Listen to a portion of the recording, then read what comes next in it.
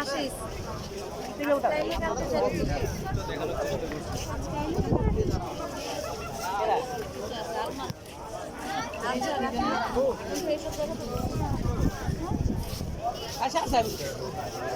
না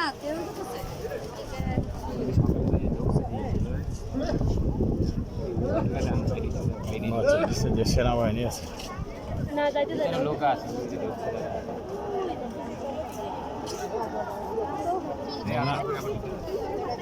না দেওয়া ঠিক আছে, পাবলিকে ঢুকে তো আর ধ্বংস ছাড়া কিছুই করে না।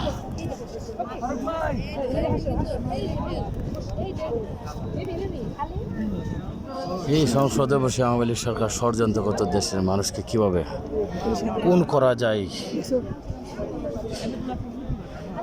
শেখ হাসিনার ক্ষমতার আসার একটাই স্বার্থ ছিল বাংলাদেশের মানুষকে হত্যা করার, আর কোনো স্বার্থই ছিল না তাদের, কোনো স্বার্থই তাদের ছিল না, শুধু স্বার্থ একটাই ছিল হত্যা করার, আর কোনো তাদের বাবার প্রতিশোধ নেওয়া।